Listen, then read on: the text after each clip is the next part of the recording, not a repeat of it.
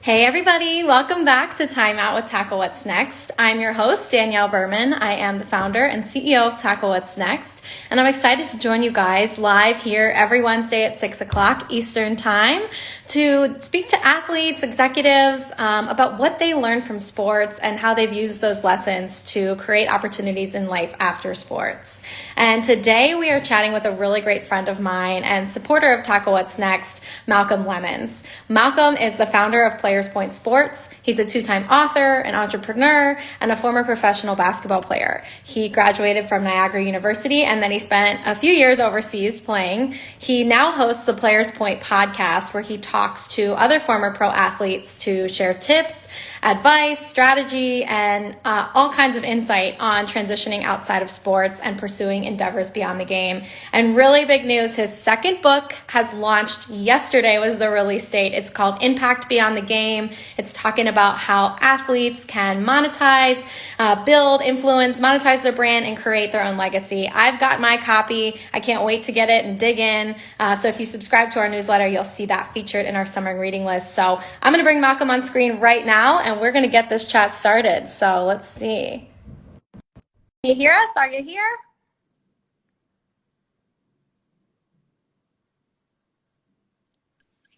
Hey, Malcolm, how are What's you? up? What's Thanks for up? being How are here. you?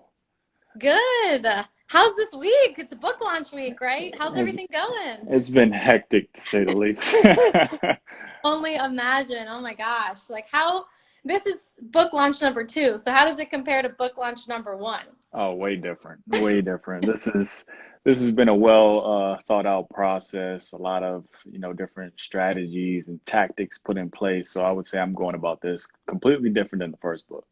Okay, got it. So do you have a lot of interviews lined up for our listeners that may have never done a book launch before? What does that mean? What does that entail? A lot of promotion, a lot of interviews, media requests, basically just trying to get the word out any way possible. So I've been on a couple podcasts already, did a live show today, have a couple more lined up within the next several days and even next week. So it's a long process. You can't look at it as like a one-off. You just got to keep putting in the work if you really want it to, be successful. Yeah. And now outside of the book, you still got the podcast that you're coming out with episodes on pretty regularly. And, you've been doing a lot of speaking I've been seeing, talking to teams, talking to athletes. So what's the last few months for you been like during this new reality that we're all in and kind of the virtual work, all that kind of good stuff?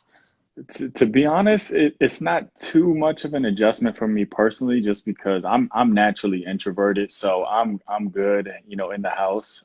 But I would say the biggest challenge has been adjusting to everyone else's schedule and just being able to be as flexible as possible with anything that may arise or technology issues, like little things like that that you really don't think about, but like all of it kind of plays a part. So. I'm maintaining, I'm healthy, so I really can't complain. That's great. Have you a lot of people we talked to have like taken on a new project or decided they wanted to go back to take a class or something? Did you start anything new in quarantine or were you just focused on like pushing this book out? It's a pretty big thing, I probably. mean, the book has been the biggest thing, and it's taken up a lot of my time. I mean, I consider myself to be a serial entrepreneur, so I love just starting brands, starting things, and kind of just learning. And so I've dabbled in a few other things, but my main focus has really been the book and trying to push that as much as possible. Yeah. So tell us a little bit about the book. It's, Impact Beyond the Game. You're talking about branding. So what's the premise of the book?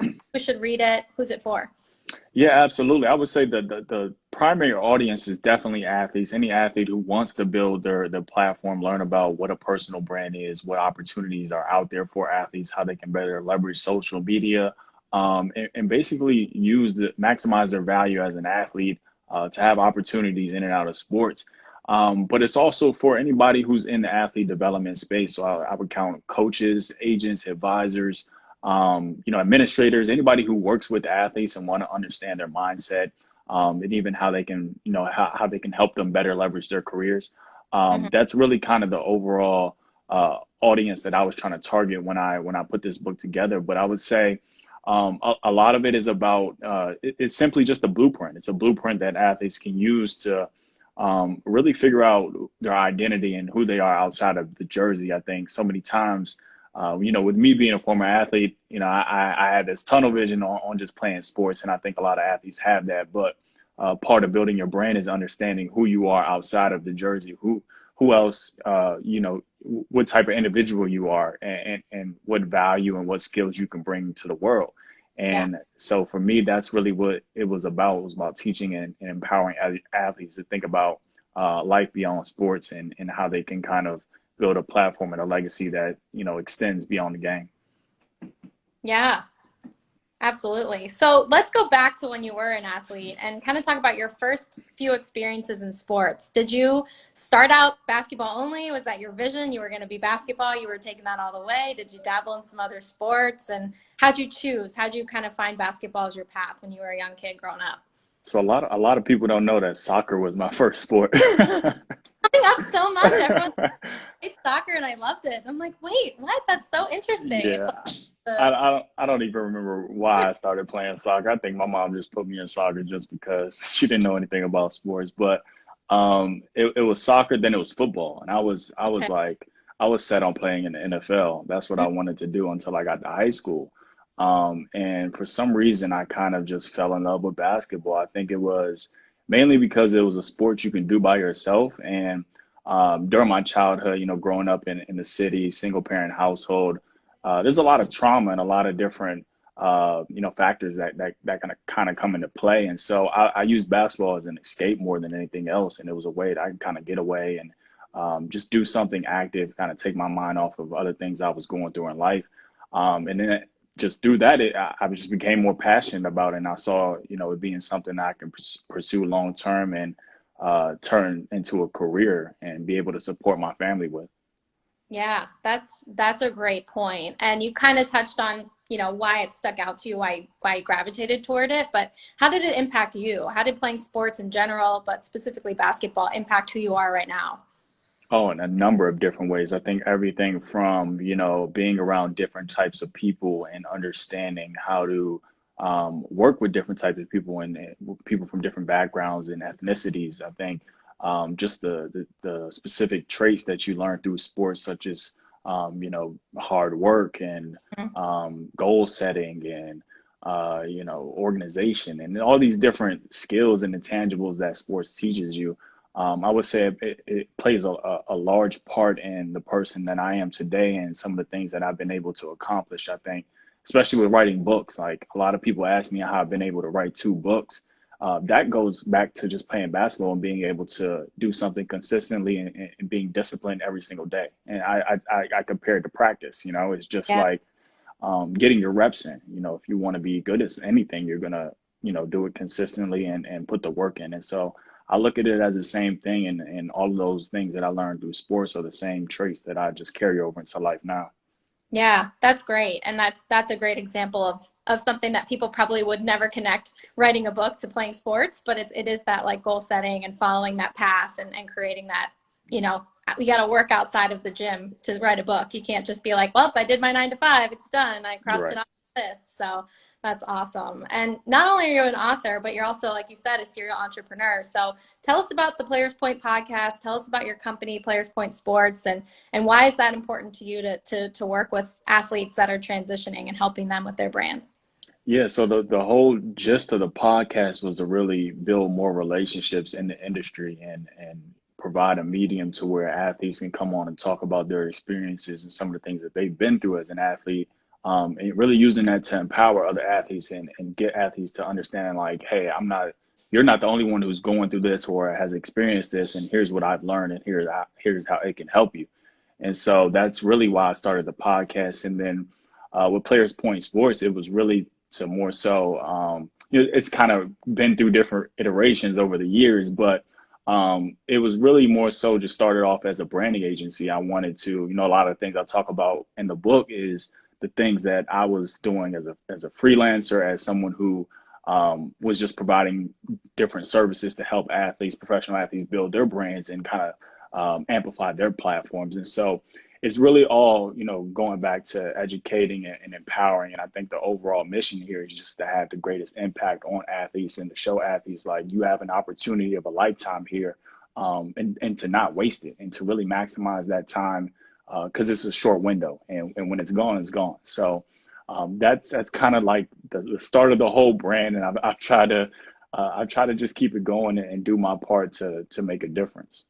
Yeah, and you kind of tied into my next question. What do you want athletes today to know about life after sports? What worked for you or what didn't work for you that you want to kind of let athletes that are watching or watching this later know they can do now or avoid now to set them up for success? That's a great question. I think the hardest part in today's world is that there's so many different options out there for everybody. I think, people see all these different opportunities and you want to kind of jump on everything at one time, and it's just not practical. But I would say that what really helped me was, trying different things, figuring out what am I passionate about at this point in my life? What am I good at this point in my life? And then going all in on that.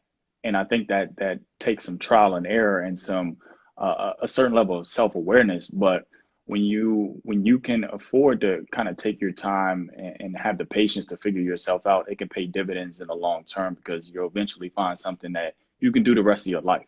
And so that's probably the best advice that I can give, is just to try as many things as possible, if you can afford to, and really just get your hands dirty in a bunch of different endeavors, and then figure out what you're good at, figure out what you like, and then just go all in on that, and just be patient throughout the whole process, because you're not, you know what I'm saying, you're not probably not gonna figure it out overnight. Yes. I think a lot of people just expect that like they're gonna master it in like a week and it's gonna be like, okay, I get it now, I'm on the next path. But I think trial and error takes a lot longer than people think. And so patience is definitely a good point to bring out there. So as we kind of come to a close here, what's coming up next for you? You got the book tour, you got the podcast, like what's next? What are you looking towards here in the next 6 months of the year? I wish I could tell you, but the book is taking up enough of my time and energy, so I'll probably be pushing that for the next several months. Hmm.